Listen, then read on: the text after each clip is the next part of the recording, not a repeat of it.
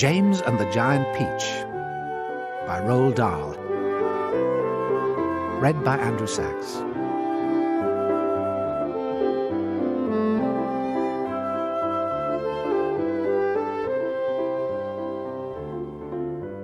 Until he was 4 years old, James Henry Trotter had a happy life. He lived peacefully with his mother and father in a beautiful house beside the sea. There were always plenty of other children for him to play with, and there was the sandy beach for him to run about on, and the ocean to paddle in. It was the perfect life for a small boy. Then, one day, James's mother and father went to London to do some shopping, and there a terrible thing happened. Both of them suddenly got eaten up, in full daylight, mind you, and on a crowded street, by an enormous angry rhinoceros which had escaped from the London Zoo. Now this, as you can well imagine, was a rather nasty experience for two such gentle parents. But in the long run, it was far nastier for James than it was for them. Their troubles were all over in a jiffy. They were dead and gone in 35 seconds flat. Poor James, on the other hand, was still very much alive, and all at once he found himself alone and frightened in a vast, unfriendly world. The lovely house by the seaside had to be sold immediately, and the little boy, carrying nothing but a small suitcase containing a pair of pyjamas and a toothbrush, was sent away to live with his two aunts.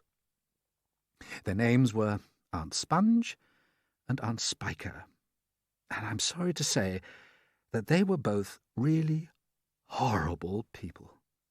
They were selfish and lazy and cruel, and right from the beginning they started beating poor James for almost no reason at all. They never called him by his real name, but always referred to him as "you disgusting little beast," or "you filthy nuisance," or "you miserable creature."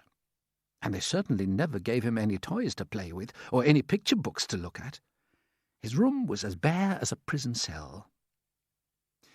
They lived, Aunt Sponge, Aunt Spiker, and now James as well, in a queer, ramshackle house on the top of a high hill in the south of England.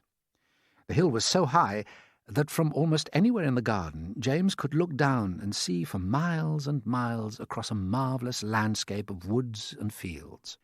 And on a very clear day, if he looked in the right direction, he could see a tiny grey dot far away on the horizon, which was the house that he used to live in with his beloved mother and father. And just beyond that, he could see the ocean itself, a long thin streak of blackish blue, like a line of ink, beneath the rim of the sky.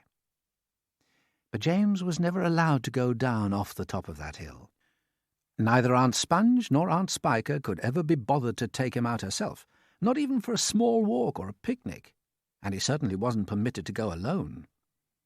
"The nasty little beast will only get into mischief if he goes out to the garden," Aunt Spiker had said, and terrible punishments were promised him, such as being locked up in the cellar with the rats for a week if he even so much as dared to climb over the fence.